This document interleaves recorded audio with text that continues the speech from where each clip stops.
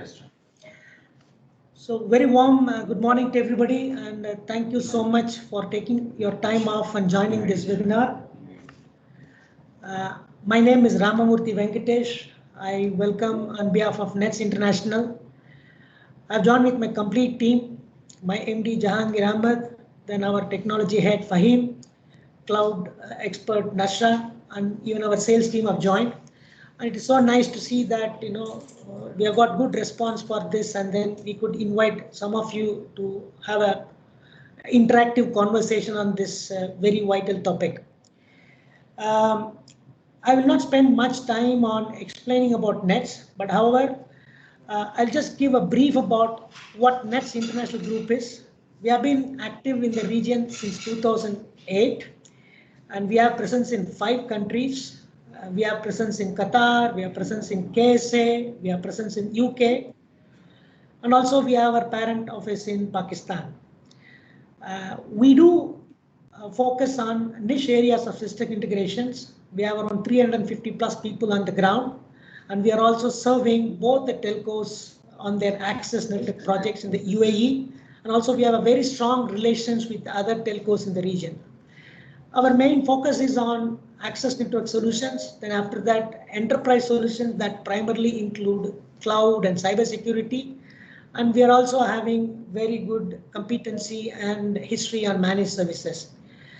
And we are rated one of the top SMEs consistently for last few years. We are ISO certified, and we are also showing what best we can do on our social responsibility. We have a CSR label. Now, without much ado, let me move to the topic of today. Today, if you see that, every business has become a digital business, right? So obviously, the last 1 year pandemic has taught us that, how best we should use technology. So obviously, every business today, particularly service business, have turned to digital. So now, what is trending today? I thought I will make this conversation a little more trendy. 3 news items which I've seen in the last 2 days have drawn our attention. Number one, as you see that Dubai as a government, they have made a separate chamber of commerce for digital economy. So Dubai Chamber of Commerce is going to be having a Dubai Chamber of Digital Economy, and they are also talking about almost around 2 trillion business in next 1 decade on digital services. That's very heartening. And a lot of impetus is given by the local government to, include everybody into the digital services umbrella. The second interesting news, I'm sure some of you must have listened today, Prince Harry, he has now left his royal status. Now he has joined a company in San Francisco. It's a healthcare company. Now his designation is going to be Chief Impact Officer. Now mind you, what a Chief Impact Officer can do without any digital possibilities. And third, very interestingly, day before yesterday, I saw a front page ad in Gulf News where Alphatem sponsored an insurance company called Tokyo Marine. Now it is advertising for health insurance for pets. So obviously, every business is digital business, as I said. Now what digital is doing is that earlier it was economies of scale and economies of scope, and what as digital has brought is economies of speed. So obviously, health tech and insurtech, these are the new generation technology enterprises, which is helping the healthcare insurance industry and healthcare as well. And this is the only way to go forward. And when you see the healthcare and insurance industry, like banks, like any other financial services company, like any other customer-centric service company, the customers are now expecting self-service portal. Customers expect on-demand services. Customers expect fully customized solutions. And of course, there's a whole lot of information that companies can generate, and by which, that analytics is going to give them the key insights how the business is going to go. Now, the idea is, given said all these things, is it possible if you do not have a very robust digital applications? Is it possible if you can have your own traditional mindset of IT? And that is where we thought as a company, we will be closer to the customers, understand their challenges, and be part of their business outcome by providing best of our IT services. Of course, having said that, the maturity in which we adapt digital, it is also changing. For example, one of the study given by recent business reports, I could see that most of the companies today, they are almost digital. It's not that they are not having any digital capabilities, but however, most of them are in this third layer of basic digital. So we have migrated from nothing digital to adopting digital to basic digital. But however, is it enough? So that is where the new generation technologies such as cloud and artificial intelligence, and of course the philosophies of DevOps, coming into play. I do understand that, for example, as I said, if somebody is ready to take insurance for his pet, he does not want to fill up forms. All he wants is to use his mobile phone and take all his services on the go, probably while he's driving or probably while he's waiting for the signal to open up. So obviously, what is going to happen is that unless otherwise, the healthcare industry and insurance industry, they adopt to new paradigms of DevOps. Probably they do have everything today, but obviously they'll have to refigure out what best they can do and how best they can redesign their DevOps and application migration. That is where they're going to be the success. So having said that, there are 4 key things which we can see that which is going to drive the digital services business, especially in healthcare insurance. How best you are going to, adopt to DevOps, and what are you going to do to automate your services? Are you going to take the route of containers or any other traditional route, and how agile you are? So the statistics is obviously to keep the conversation more contextual. As you can see, there is a research by one of the US agency, and they have done this research with many of the leading healthcare insurance. 48% of the healthcare insurance people or healthcare as well as insurance, they are already on their way to adopting DevOps. 62% of the people say that automation is the only way to keep our customer happy, and that is where we can reach the masses. That is where we can keep our customer base intact. And of course, from the technology side, even the CIOs, right? So they are very much convinced that the traditional monolithic way of thinking need to be given away, and they should use some new paradigms like containers and microservices and agile. So having said that, I'm going to stop here. I've got my technology expert, Nashra Ashraf. She will take you through some of the use cases and where you can say how best DevOps can be used in healthcare and insurance industry. Hello, Nashra. Thank you so much, Venki. Hi, everyone. Thank you, Venki, for giving me the opportunity to talk about the DevOps and the cloud terminologies.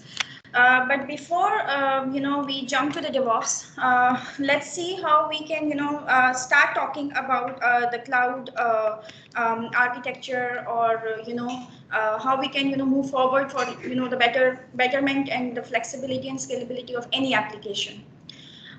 So usually let's start with the monolith application. So most of the insurance companies, they're still in the round of the monolith application. People are looking for the scalability, performance, rapid and flexible developments. Like there are some of key consideration tools that they want to implement on their design side, on their application side. But while designing the architecture, traditionally, like most of the companies follow the monolith architecture because of the many reasons. Maybe they are startups, maybe they are mid-sized companies, maybe their load and the traffic in the application is not much as a bigger scale of the company. But this is like that initial stage of any application when you start working through the IT side. So obviously when the volume, load and expectation of rapid and complex customizations development has grown multifold, then we have to shift it to somehow to the mold, the more flexible architecture.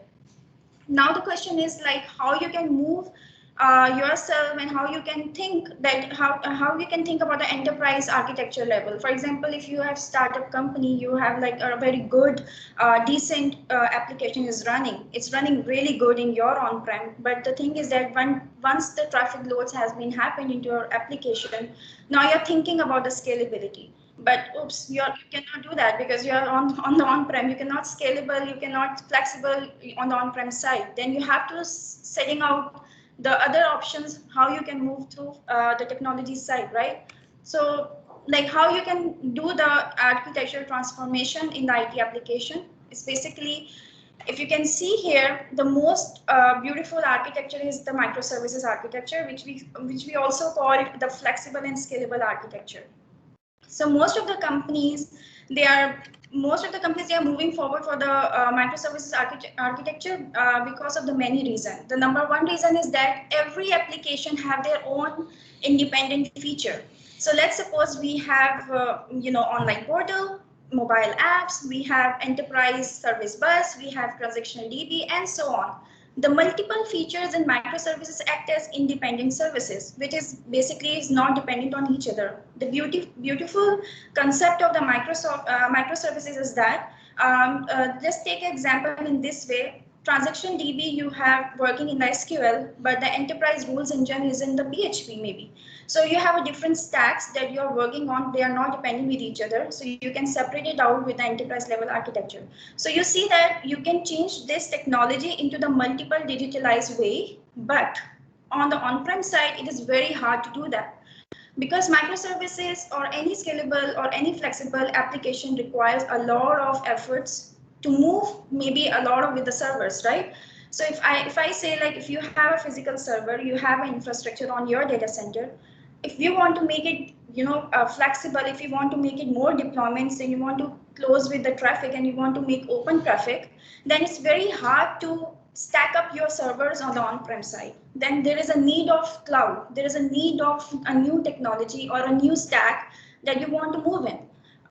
So here's a cloud, helps a lot when you move into the cloud strategies. So most of the insurance companies, as per research today, they are in the cloud. So they are working on the cloud side. Either they are hybrid, they are private, they are public. So let's see, if most of the insurance companies and healthcare sectors are in their cloud, then congratulations, because you are one step away from the microservices or the enterprise level architecture. But if you're not, then you have to, first step is that you have to lift shift your monolith application to the enterprise level architecture. You have to move to the cloud.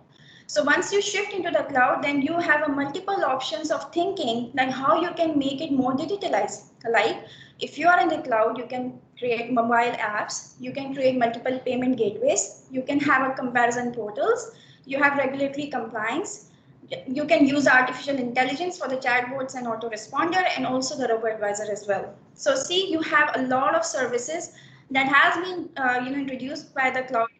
You have to just use it and make it more digitalized and more flexible with the environment for the customer friendly user interface as well. So, but the thing is that going into the cloud is just a one step. Putting things into the cloud is another step. But how to make the things automated? If you want to make your app in this way, like you want to use chatbot, autoresponders, you want to use some machine learning tools, you want to also use big data analytics tools, those all tools you want to integrate itself. But how you can do that? Then DevOps comes in the picture. You have to go with the DevOps. Now, DevOps is just not, is a tool or something. Let's talk about DevOps. Like what is DevOps? How you can use it? People are more scared of the word of DevOps because it requires a lot of integrations. But don't worry, we'll help you out with that. So see, DevOps is basically a service. You can say a DevOps is a service allow us to perform a thorough IT infra and assess the existing bottlenecks and possible ways of dealing with them. The resulting solution quite often involves moving the infrastructure from legacy hardware to the public cloud like AWS, Azure, or GCP, while creating continuous integration and continuous delivery. Sorry. So in this DevOps, we have a beautiful infinite loop. If you can see this loop is telling you that the loop is going infinite. It's a continuity loop. Whenever the trigger happens, it will automatically runs the pipelines. It automatically runs the software and make your application updated, making your security updated, making your patches updated, and everything. So as you see that code have certain tools, deploy has certain tools, operate has certain tools, monitor has certain tools, so on. So we have to decide which tool we want to integrate with our application, and then we are going to make our CI/CD. CI/CD is basically a continuous integration and continuous deployment plan, where basically you decide how you want to automate your application. Let's suppose if you're working with your microservices architecture, now you have an independent many features, right? Now you want to call every feature through API. Now that API, you need to make it automated. For example, any software, any trigger happen, you have to just press a one button or you're all good to go. You don't have to worry about like how many times it needs to run, how many releases it needs to happen. You don't have to worry. If you are automated, you're good to go. But DevOps is a very beautiful tool, and it also very easy to understand where the bugs are coming, how to remove bugs, how to monitor the whole application using the infra and the application side. The cloud has most of the cloud providers like AWS, Google, Azure, they have a different type of tools available. They have their itself tools. We can automate those tools as well, or we can also integrate the third-party tools with the cloud providers to make the automation easier. This is a very beautiful picture. I got it from internet. I just wanted to put it in my presentation. Just wanted to explain common challenges in post-COVID healthcare insurance, because it's a healthcare insurance perspective webinar, and we wanted to highlight a few challenges that usually people have before the COVID. After COVID, things got changed a lot. So I'll explain what type of changes had been happening. So let's suppose before the post-COVID, the policyholder visit the doctor who fills out the prescriptions on paper. Then that policyholder has to scan and send the prescription to the insurance company for the authorization. Now, insurance companies, you see, they have like tons of things they have to do from their end. Let's suppose validate policy, validates coverages, diagnosis, whatsoever. Once they everything validate, then they send authorization to the patient or a customer. Then that customer will go to the policyholders to authorize, receive their medication, and the health provider will come. Also, a healthcare provider has something to do from their end. They will send the invoice to the insurance company again, and the process will go to end. This is like a 25-step process. If you just think about manually, this is like a huge loophole process here, because there's a lot of manual things are going on. It's like paper system, maybe a simple GUI based system, maybe a simple portal system. If this process is not automated yet, yes, there is a problem, because you see, after COVID, even though still we have a lot of COVID patients, still we have a lot of patients visiting each day. So how many times we are recurring the things, or we are iterating the things for them, right? We are not doing anything. We are just like still doing the same old process or traditional process for the insurance company. So you see that there's a lot of manual changes I can see here. There's a lot of integration changes I can see here. There's a lot of release updates I can see here, and there is a lot of manual testing I can see here. Plus, there is no alerts and monitoring system, and there is no patch updates as well. So the thing is that I'm not talking about all the insurance companies. I'm sure most of the insurance companies or most of the healthcare provider must have gone through some, software systems. They must have some ideas to move it more digitalized, but still we are not in the 100% digitalization mode, because still there is something in between which is manual, which may basically require some updates. So that loophole we need to cover it through the DevOps. That automation should happen in this way. The application should be that agile and scalable that whatever the solution we do, it goes by the end and send you to the customer. What are the challenges? I have actually put the challenges over there, but I'll just talk about three main challenges, like the manual challenges, integration updates, and release updates. So let's suppose manual change. So if you have a monolith application, as I've told you before, the revisit the code is very tough, because DevOps and waterfall model. If I compare these two models, the waterfall model basically goes like one-time things. Like once you have created anything, you cannot go back and revisit the things again. But in DevOps, the beauty of a DevOps is that you can do a lot of changes at a single time. You can make changes and the trigger happens and everything will be updated automatically. You don't have to retest, revisit, recode in that way. So that manual changes we can automate it using CI/CD, right? So for this, we can use version controls, Bitbucket, we can use Git, we can use GitLab, and so on. Integration update. So integration, I love Jenkins, because Jenkins is the heart of DevOps. Jenkins used to make the pipeline automation, right? So for example, you have a lot of integration that needs to happen in the application, but there's a main challenges are the failure of the integration. Then what's the solution? Just one click solution to add integration of multiple providers using pipeline services. So Jenkins is a tool that helps your application to add integration. Maybe you can integrate with other applications, you can integrate with single application, but you can use Jenkins and automate the whole scenario. Release update, beautiful concept in DevOps. So let's suppose you have one version of your software. You want to add another feature. In normally monolith application, it's very hard to do the release update because you don't know what type of bugs you can get. You don't know what type of errors you can get. There is no structure. There's unplanned things are going on the monolith side. But usually when you go to the enterprise architecture, the best part is that you have the track of each release. You can roll back the fails, you can trace the errors, you can check where the bugs is coming up, you can check where the hot fixes we need to do. So those type of release updates we can perform while doing the DevOps in the CI/CD. So see, the challenges are mainly to maintain the software releases every time. So whenever you want to make any update or any release, you can do it using the DevOps tools. So solution is that release management helps to update security patches, hot fixes, bugs removal in any application. So, the concept is very clear. So now what's next? What's next can be done? So just go DevOps. So if you have application, if you feel like you are still on the monolith, please let us know. We can help you to and make sure like your application is scalable, flexible, and you can go ahead and make the DevOps.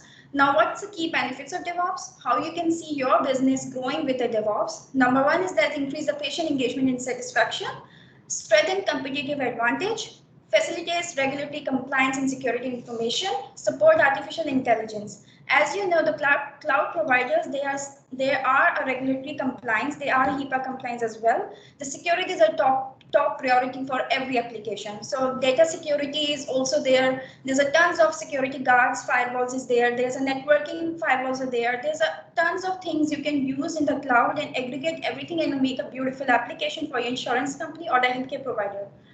So I think that's all from my end. Is there anything Venki needs to explain or talk about it? Thank you so much, Nashra. It was actually fast-paced, but again very much relevant. So I thought we'll have enough time for the people to ask questions. I got one more small announcement to say. Actually, we have been joined with our partner, Mr. Amit, and as well as Mr. Samer. They are from SecureID App. In fact, they are very much focused on DevOps-based digital products, especially for the service industry. I've also seen some of the demos. So probably I would, throw the floor open for questions. And if any question is there, please kindly put it on. And in the meantime, probably you can even put it in the chat box. But before I get so many questions, I would request Amit, please, can you kindly introduce and how best your SecureID and other digital products can be useful to particularly the audience here today. Amit. Yeah, absolutely. Thank you. The way I think it was a very interesting, very relevant session so far, and thanks to both of you. I think DevOps, I'll just comment a couple of minutes on DevOps that has transformed our life in both consultancy and product development. Typically by automating every process along the development, by automating, for example, if I walk backwards, deployment to all the way into development or even design, DevOps is all about making your operations scalable as a software engineering department and to make it lightweight. So we have gained a lot through agility. We typically do weekly sprints, sometimes 2 sprints within a week, which means something goes to production in each of the sprints, production for usage by the user. And typically we make, I think the least average for us in our 2 companies is through the DevOps adoption is about 80 releases a year. So there are 52 weeks and we end up making more than 50 releases. Our customers may use 4 of them to go to their customers or 10 of them, 10 releases maybe a year. Some of them are learning to do more and more because of the confidence through testing, rapid testing or regression testing or automation in testing that gives them the confidence. So that's about our own experience with DevOps journey that we've been doing for a while and gaining on it. So obviously it is recommended to everyone. Then on the digital side, like Venkatesh said or Ramamurthy said before, there is no business that is not digital. I mean, even if you're growing fruit or olives, you could do probably some of the stuff without technology, but that's also changing with the land. But anything to do with sales, marketing, your inventory management or logistics, all of that is technology. So all businesses, it's a myth that businesses are not digital. The only relevant thing is, as per the session earlier on, what grade of digitalization there is. It's a good plug point for me to talk about our product. Our product is called SecureIDApp.com. There are 2-3 variants within that platform, but it's all about enabling a business to go digital. And if you are digital, classically paper business becoming digital for that, for example. But if you are digital, then there are 2 or 3 challenges with the customer touch points like onboarding, eKYC, approvals and authentications. So, and then we also have e-signature or digital signature. So entire journey within sales or CRM scenarios or fraud scenarios, like for insurance and healthcare, there was earlier talk about HIPAA compliance. So that regulatory compliance requires that the personal data or the patient data, EHR, for the patient is secure in every way. It can't be breached, and it's stored, respects certain principles. It's not just encryption when the disk is encrypted, but it's all through the journey of the data, where it is received, how it is received or collected from the patient, and all the way how it is stored and how it is archived, right? So those kind of compliance require a complete thought process. Obviously, it touches DevOps, but complete thought process or so that's where our platform comes in. It can help you with compliance. It can help you with the way users or your consumers have touch points, like a new patient walks in or a patient insurance tries to claim an insurance and there is no fraud. I mean, in fraud scenarios in insurance, there are many scenarios that are digitally, we can be very savvy to avoid them. For example, there is overcharging or unused sessions. For example, I went for physiotherapy and I got 10 sessions approved by my insurance company. I end up using only 3. But since I give up my, they take photocopies in the classical sense, since they take my insurance card and my identity card, this can be used in fraud, for example, the remaining sessions. The overconsumption or ordering of medicine, that's one of the big volumes and value-wise. So there are endless scenarios within sales or onboarding situation of the patients or customers, and then there are support scenarios or after the patient has begun or a consumer has or customer has begun the business journey with you. There are CRM scenarios to verify it is my customer, to verify yourself to the customer, whether in face-to-face scenarios or more importantly, digital over phone, over web, over through applications. Sometimes you need patient's approval or your consumer or your customer's approval with an audit trail that denotes that, yes, this is my patient's calling, like a dress change or some specific EHR change. You can have approval needs that are legally compliant even further than the audit trail, then you need to get them to sign, for example. So this is the digital journey typically that every business must take on. And SecureIDApp.com, I'll plug it again. You should probably check that out. This is our focus, to try and enable businesses that are not digital to help them become digital. And the ones that are digital, they need to solve a lot of friction points to make it faster, eKYC or prevent fraud or take away cybersecurity risks or protect users and users' data and so on. So, I mean, thanks for that opportunity. Anything else? I would love to take questions, whether generically about DevOps or generically about digitalization or digital enablement or transformation, whatever words we use for automation. Happy to do that. Thank you, Amit. It was great having you here. In fact, I got some questions from the audience also. In fact, I can see that Mr. Humayun, I know that you may be probably having some question. If you like to highlight some of your journey in your company and how are we trying to approach DevOps, it'll be fine, Humayun. Could you repeat that? I had some little sound issue. No, the question is to Mr. Humayun, right? Okay. So Humayun was actually, we have been having some interaction with them. So probably I thought, I should have an audience from him. Mr. Humayun, if you have any questions, please kindly throw so that we can support you.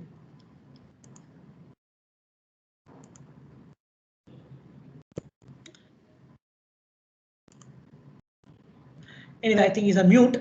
So there are some other questions. Nashra, I think there's a chat box question. Can you please answer that? Sure.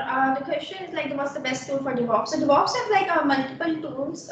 Like for the codes have different tools, for the build have a different tools, and so on. So the tools are all good. I mean, the Jenkins for the GitHub, for the code version controls for the GitHub is that Jenkins is a good tool. The building Selenium unit testing is a good tool. Circle CI is a good tool, and also you can using the cloud provider. CI/CD. So again, what is the best tool for DevOps? DevOps basically is a culture. Okay, we have to just integrate the tools with the culture, with the practice. So that's how we have to integrate the things with that. What's the main difference between monolith and cloud native app? Monolith is just like a one stack application. I would say there must be a one front end, one back end, and it has dependencies on both. Let's suppose front end must be dependent on the back end, and back end must be dependent on some maybe other server. So there's a dependencies between them. And the cloud native app is basically as an independently featured app. It is not dependent on each other. So that's the main difference between the monolith and the cloud native apps. So yes, please ask more questions. I'm here to answer. If you have any confusions related to DevOps or CI/CD or any practice that you want to discuss, what type of practice that we can involve and how to make the CI/CD. I mean, like most of the people thinks that CI/CD has the same approach. No, it has like n times approach. So if you want to talk about it, please let me know. So I'd like to add just a comment. As you explained, I think DevOps could be called a culture. It's a bunch of tools or practices. Basically, your system development or development to produce an application software and keep on updating it, right? The development operations. So you want to scale as a business. You want to become more reliable in software engineering. You want to become more reliable because your business side depends on the software release. So both things, development and operations, the more we automate them, the more they become one click of a button that gets everything done.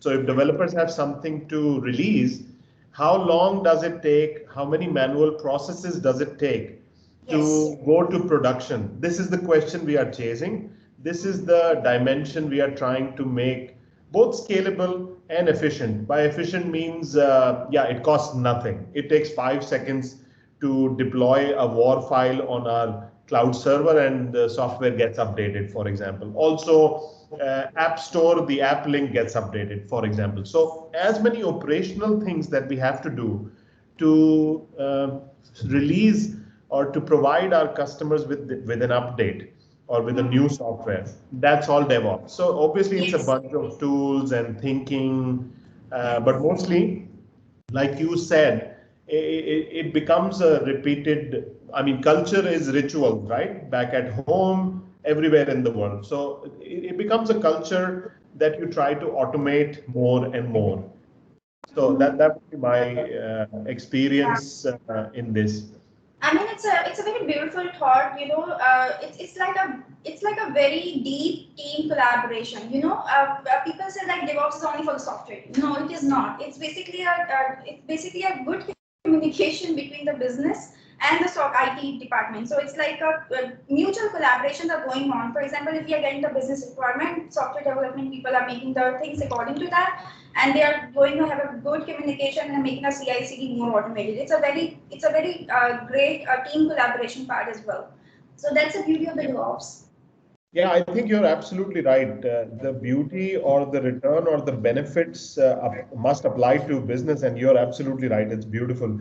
But the thing that I want to stress upon, which start this all, it's not very complicated. If you're automating one of your development processes or two or three or your operations, you are doing DevOps.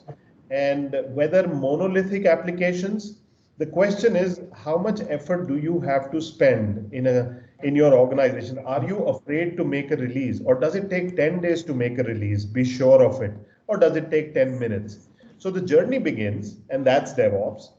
And journey constantly goes on getting better, and that's DevOps. So it's not something which is massively foreign or alien or something to be afraid of or very complex. It's not. Just pick a process that you can automate a little bit better. Not 100% automation. That's also, I believe, a scary thing. And it never gets done. 100% automation almost never gets done. And that should not make businesses think that there is no benefit in automating. I mean, a door opens automatically means some benefit, right? So that's the point. Yeah. I would say it's very journey. Yeah, that's beautiful. But the thing is that we have like a different phases while we are going to DevOps. So it's starting from the initialization, just thinking about the architecture, how you want to move it through the DevOps side, right? So let's suppose your first thing is to that whatever the architecture you are making, whatever the infra you are making, that should be automated. Number one. Let's suppose you do not have to create things manually in the cloud. This is the number one thing. If you automate the services, the next thing is that you can make the CI/CD, you can integrate with your software development. The development approach should also be very agile, very structured, and very organizational way. If it is not, then there is no means of DevOps. DevOps is again, I'm using the word again, subcultural, because they need some organizations. Few of the organizations I saw in my experience, they are not organized while structuring the data. Let's suppose they have their ports maybe in their local, they are not updating their ports on time, they are fixing their bugs and whatever they want to. No, it's not like that. You have to be very structured. There should be a change management system. There should be a proper structured, organized way of making things into automation. Again, you are right, there is no 100% automation in the world. There's still like 99.99%. 0.01% is only by humans, still people are doing it, right? So this is how the difference is. Now, so we have some few questions on the chat box, if you can see that, right? Yeah, Manan is asking about the phases of DevOps. In fact, even I want to ask you, DevOps, it's not necessary that everybody should go to DevOps. There are instances where the traditional ways may do better job. But however, there are some places where the DevOps is the best thing to go around. Probably it has to go in phases. Like you can say, Abdul, what is asking about that? What are the different phases of DevOps and where we get into maximum challenges? So the maximum challenges is that like whenever you want to do, first thing is that people are deciding, are they going to the cloud? Yes or no? Yes, if they want to move to the cloud, the first is that lift and shift process. The number one process is starting from there. Once you move to the cloud, then you see the things are going manually. Let's suppose if you want to do infrastructure automated, you will use Terraform, you will use Ansible and CloudFormation, those type of tools to make the infra automated. Then if you want to make any configuration automated, there's a second phase. You can do all the configuration automated. The third phase is that you want to make the monitoring better using the DevOps. You can use the monitoring better. Then there's a testing phase. You can automate a testing phase. So these kind of phases that you want to do and make the whole integration and deployment process automated.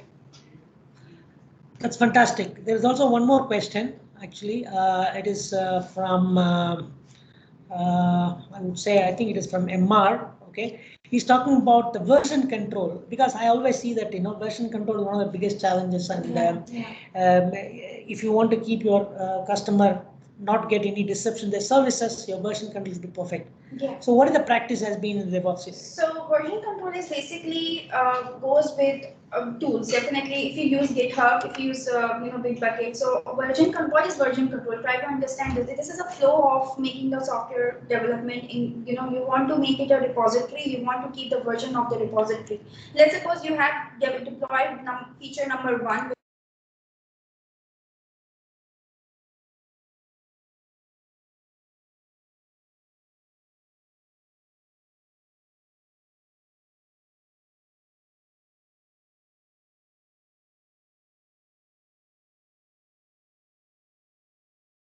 I'm sorry, can you hear her?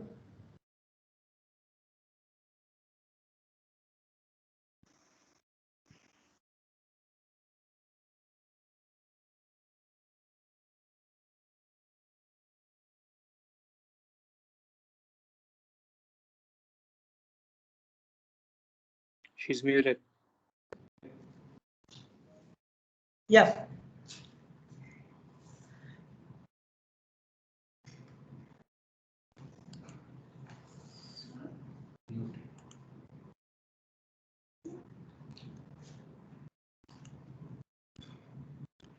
Can you hear me? The speaker is on mute. That's what Krishnal said. Now we can. I think for the last. All right. Sorry about that. So do I need to explain everything from the start? No need, no need. Okay, no, Just summarize. I'm just going to explain the version control system again. So the version control system basically is a flow of making the organized structure of the software, right? So what I was saying, like if you have a repository that you wanted to make it on the one stack, so you can keep the versions of it. So for example, if you have updated the feature number 1 with the version 1, updated feature number 2 with the version 2, then you have to keep the track of the versions. It will be very easy to release the updates with the new versions of the software. So that's how you can keep the flow smoothly, right? So that's how you can use the benefits of the version control system using the GitHub, Bitbucket, and tons of the other tools that you can keep it ongoing. And just forget about local repository. People are still using the local repository for the software update. So I would say start using some good version control flow systems that helps you to maintain your data and software as well. I have a question to Amit, if I can ask. Yeah. Amit? Of course, absolutely. Yeah. You know what? I've been off late. I know that many of the European countries, post-pandemic, the healthcare, the whole business is having a shift. Now that with your exposure to Swedish market, how much is the adoption of DevOps in the healthcare in Europe? If you can throw some lights, please. So I mean, no service that updates itself regularly, that listens to customers regularly and takes their feedback or goes towards business and updates itself can do without DevOps. So DevOps is just making more efficiency within the pipeline of releases. So in Sweden today and much portion of Europe, the government insurance plays a big role in servicing healthcare sector. So you walk in as a customer and it's government paying. You pay a minimal in some countries and you pay nothing depending on what treatment it is and what age you are and so on. So in Sweden specifically, there is online consultation. So classically, you talk to over a phone to nurse many years ago. Today, you can get on a consultation with a doctor, across the video, which is not uncommon in other parts of the world. India is doing this. US is doing this. So these are called telemedicine. So telemedicine is quite fantastically growing all over the world, not only Sweden. One key thing in Sweden, like many Western countries, is that when you leave the doctor, you walk up to any of the pharmacies and your prescriptions are there. So you just go and purchase or you get them awarded if the state is paying or your insurance company is paying. So basically removing all the paper trail, obviously that saves trees, but it also makes it super efficient and super less training. So doctors can focus on their core part, clinicians can focus on their core part. That's the whole point of this digital automation or all the software development that we've been doing for the last 3-4 decades. So yeah, it's quite fantastic. I mean, we did a platform that you might want to check a few in India or in Sweden, Doc Online, and that lets you as a as a clinic or a bunch of clinicians, you could come in, or even a marketplace, you could come in as a doctor on one side, and during your working hours as a physician, let's say, not an emergency care, obviously,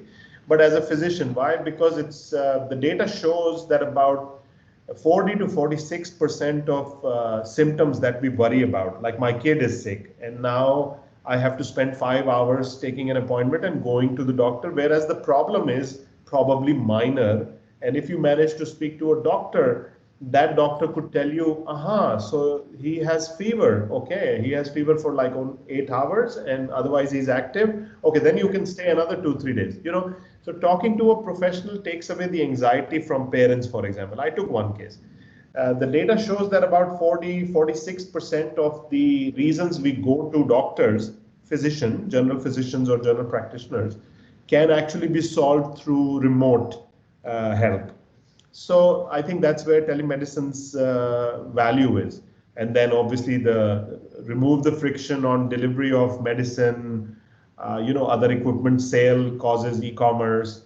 There are lots of stuff. There is medical tourism that's plugging into it for getting sitting at home, sharing your reports on, your ailment that might require a surgery or bariatric care, for example, post-op care.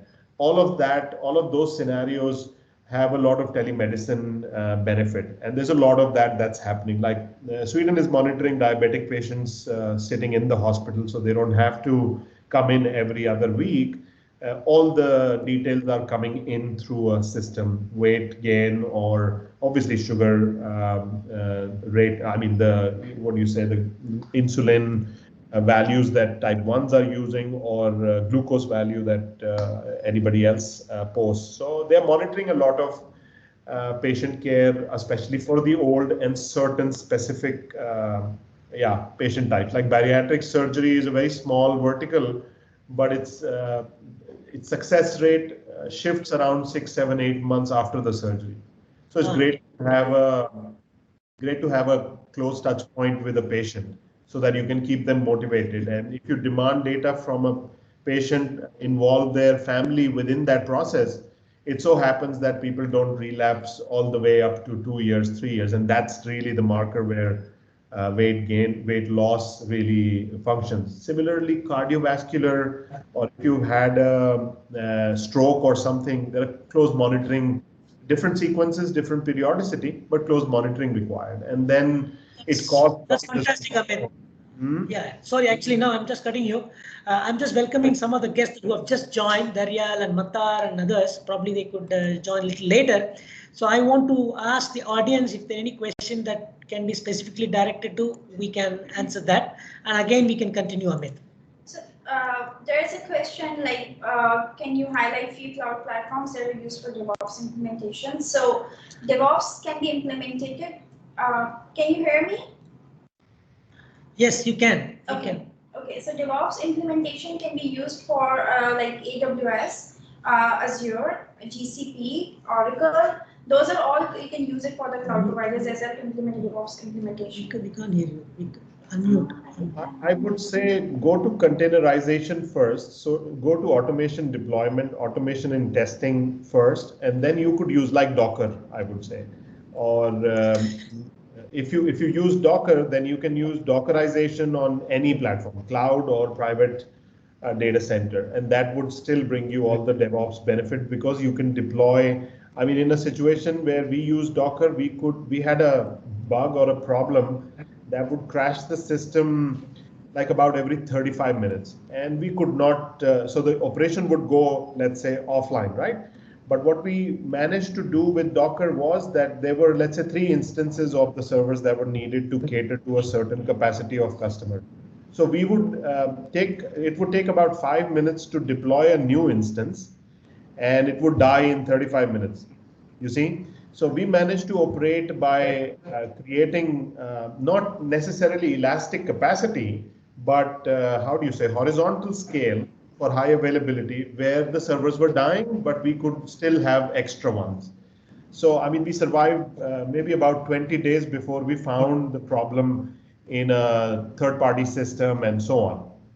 So, I mean, you can do amazing stuff with little things. Obviously, all pieces that remove friction add to the value. That's how I would say. So version control is obviously necessary because otherwise it's manual stuff and loss of data.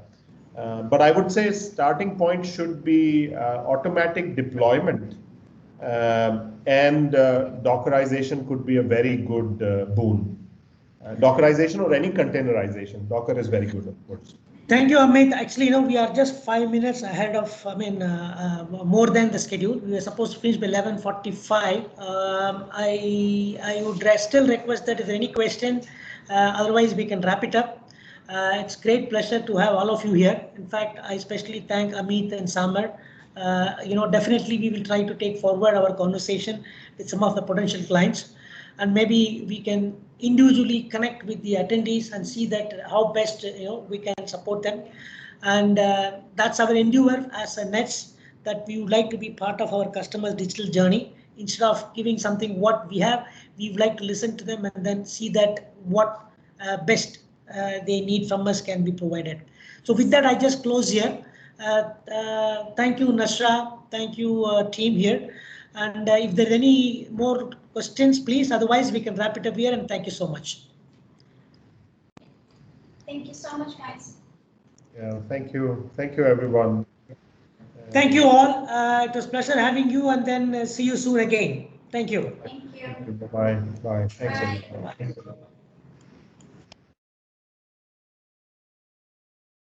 everyone.